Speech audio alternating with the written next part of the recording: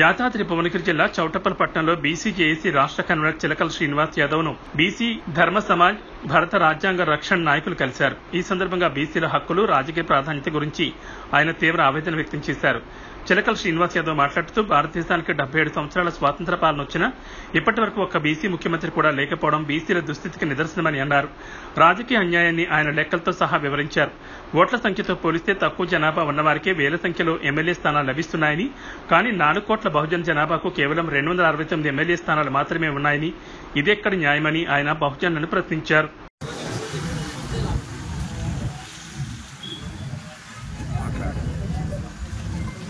నేను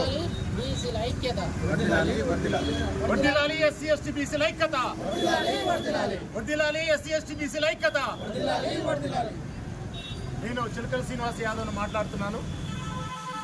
BC JAC రాష్ట్ర convener గా ఉన్నాను. తెలంగాణ రాష్ట్రంలో ఉన్నటువంటి ఎస్సీ ఎస్టీ బీసీ సోదరులారా, దాదాపుగా తెలంగాణ వచ్చి ఇన్ని సంవత్సరాలైనా కానీ మన బహుజనుల్లో సరైనటువంటి న్యాయం జరగలేదు. ఇప్పటి వరకు దాదాపుగా 77 సంవత్సరాలైనా కానీ మనకి దాదాపు 17 సార్లు ఎలక్షన్లు జరిగినా కానీ ఈ ఎలక్షన్స్ లో ఎంతో అన్యాయం జరిగింది.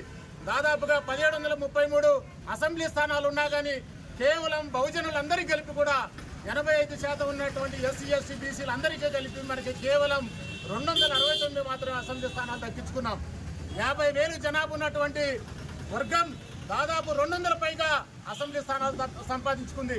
1,00,000 మంది జనాభా ఉన్నటువంటి ఒక వర్గం 200 పైగా అసెంబ్లీ స్థానాలు సంపాదించుకుంది. 400 మంది ఉన్నటువంటి వర్గం దాదాపుగా 1,00,000 మంది ఉన్నటువంటి వర్గం దాదాపుగా 400 మంది అసెంబ్లీ స్థానాలు ఆక్యుపై చేయడం జరిగింది. బీసీలారా, అదేవిధంగా ఎస్సీ ఎస్టీ బహుజనులారా మనం అందరం కలిపి స్వతంత్రం వచ్చి ఇన్ని సంవత్సరాలు అయినా కానీ కేవలం 269 అసెంబ్లీ స్థానాలు ఆక్యుపై చేసినామంటే మనకి ఎంత అన్యాయం జరిగింది. మనకున్నటువంటి హక్కులన్నీ కూడా ఎవరు దోచుకున్నారు, ఎవరు మనం రాజకీయ చైతన్యంగా ముందుకు రాకపోవడం వల్ల వీళ్ళందరూ కూడా ఏంటంటే ఆధిపత్యం చెలాయించడం జరిగింది. కాబట్టి మనం అంతా కూడా ఆలోచన చేయాలి. 42% రిజర్వేషన్ సక్సెస్ అయినట్లయితే విద్య, ఉద్యోగం, రాజకీయాల్లో 42% రిజర్వేషన్ సక్సెస్ అయినట్లయితే మనం అనుకున్నటువంటి ఆశయాలన్నింటి కూడా సాధన చేయడానికి అవకాశం ఉంది. అంతేకాకుండా ఆంధ్రప్రదేశ్ ఏర్పడినా కానీ, తెలంగాణ రాష్ట్రం ఏర్పడినా కానీ ఒక బీసీ ముఖ్యమంత్రి కూడా అవడానికి ఇంతవరకు కూడా రాష్ట్రంలో సరైనటువంటి నాయకుడు లేదా మీరు ఒక్కసారి ఆలోచన చేయని తెలియజేస్తున్నాను. కాబట్టి ఈ విషయాలన్నిటిపైన ఆర్ కృష్ణయ్య గారే కానీ, విశారాధన కానీ, అదేవిధంగా డాక్టర్ విశారాధన మహారాజ్ గారే కానీ, అదేవిధంగా జాదల శ్రీనివాసే కానీ, తీన్మార్ మల్లనే కానీ మన బీసీ నాయకులు, ఎస్సీ ఎస్టీ బీసీ నాయకులందరూ కూడా, అదేవిధంగా చిరంజీవి సారే కానీ, ఈశ్వరయ్య గారే కానీ మన బీసీ ఎస్టీ బహుజన నాయకులందరూ కూడా ఎన్నో సంవత్సరాలు పోట్లాడినటువంటి ఫలితంగా మనం అందరం కూడా ఏంటంటే ఒక పొజిషన్ కి రావడం జరిగింది. అదేవిధంగా ప్రభుత్వం 42% రిజర్వేషన్ ఇవ్వడం కోసమై అదేవిధంగా వాటిపై ఆలోచన చేయడం జరిగింది. అసెంబ్లీలు కూడా దానిపై నమోదం చేయడం జరిగింది. కాబట్టి ఈ 42% రిజర్వేషన్ సాధించే ఉద్దేశమై తెలంగాణ రాష్ట్రంలో ఉన్నటువంటి ఎస్సీ ఎస్టీ బీసీ సోదరులారా మనం అందరం ఏకం కావాలి.